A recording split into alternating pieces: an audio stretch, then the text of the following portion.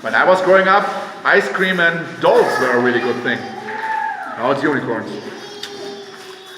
This is the Rainbow Room. The highest room in the whole cave, 79 feet high. We are right now under the petting barn where the alpacas are, turkey, ernie, and the goats.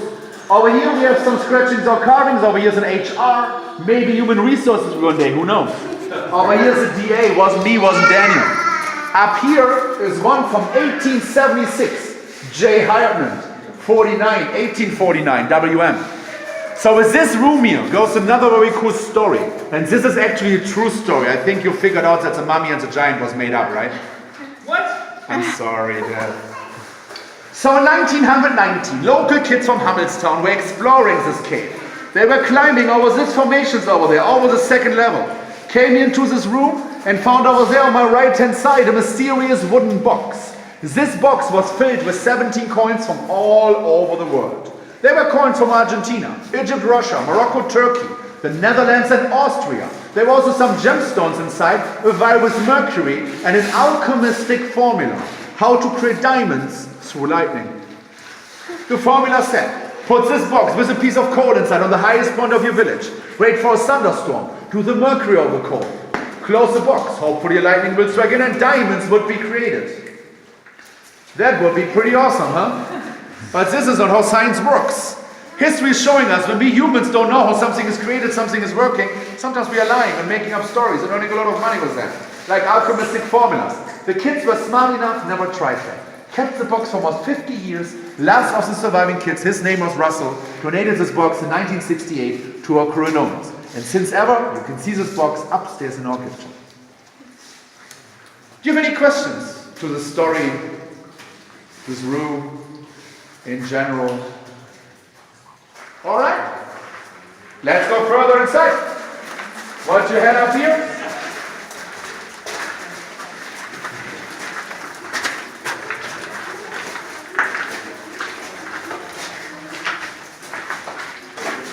Did you ever get a chance to see the Niagara Falls? Yes. I never saw them. Talk about this every day. This is what we call the frozen Niagara Falls. When you look up, get prepared to get dripped on your eye. Happens all the time. The water is really clean. Really clean. In my opinion, cleaner than the stuff that we are drinking out of plastic bottles from Nestle. What you had up here? Let's go a little bit further. Over here is a very neat carving from 1858. J. Leonard and J. Andrew.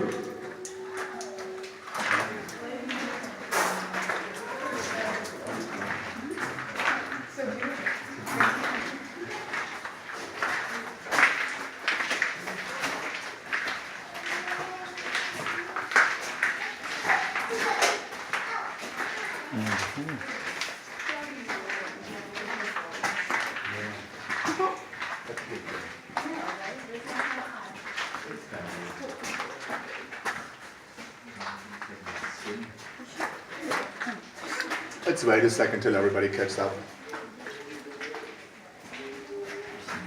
Don't be too concerned about the puddles down here, be concerned about your head. All the narrow parts here in the cave, you can see hair hanging. Be careful. Watch your head up here.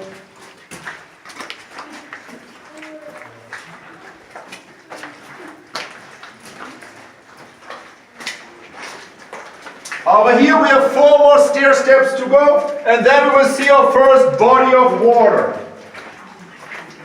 Oh my God, he said body. Yeah. He said body underground. I know, I'm abusing my accent too much. But I like it. It's nice. This is nice. Oh my. This is my Facebook profile picture.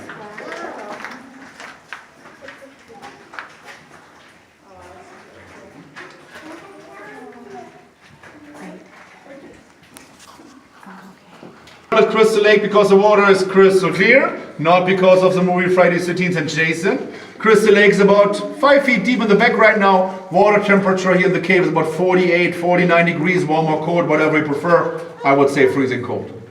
This tunnel we are walking through now is a 100% man-made tunnel from the family Bieber. They blasted it out with dynamite. You can see everywhere dynamite drilling holes going through here because around the corner they found one of the last rooms that you don't want to miss. Any questions on your mind? All right, let's go further inside. Watch your head up here.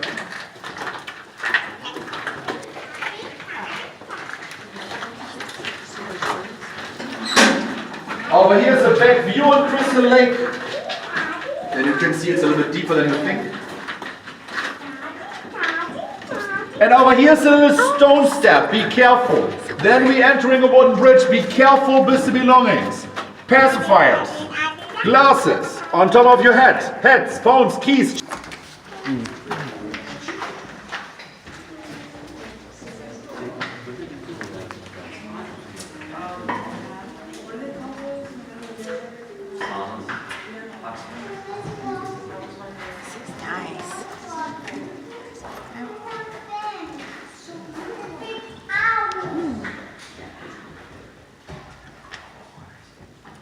Welcome to the wedding chapel. Because this is a wedding chapel, believe it or not, because people actually get married here. 3 to 4 per year, saying yes, while we were standing, 3 to 4 per year, as last Saturday, get married in the ballroom because you can have a bigger audience. We are standing on Wedding Lake, our second body of water, not attached or related to Crystal Lake.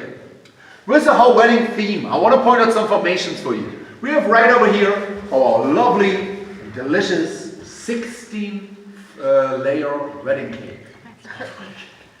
Back there, for the music, the organ pipes, and of course not missing, the beautiful white wedding dress right over here.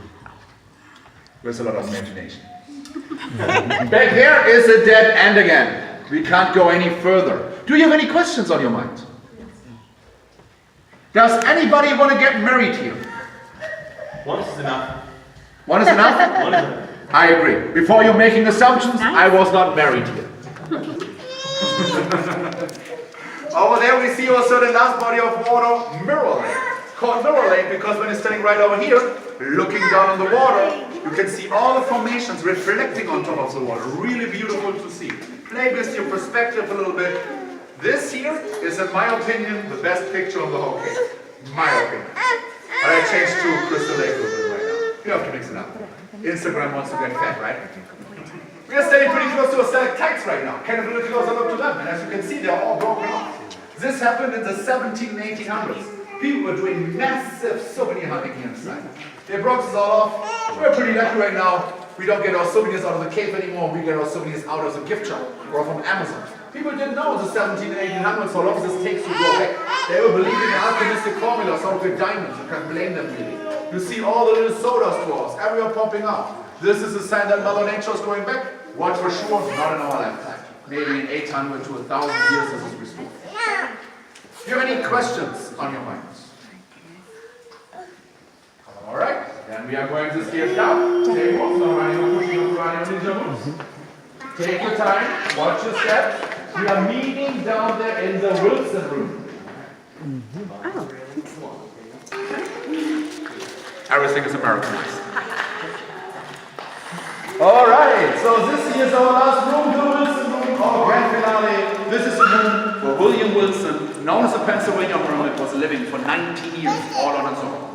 Could you think you were living here for 19 years? No Wi-Fi, no central air conditioning. Pretty cool, huh?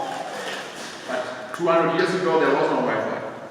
So he was moving here in after there was a family tragedy in his family. After that, he got very upset, lost faith in society, came into this area. Some people pointed out as a case, you can be alone here, so he moved in.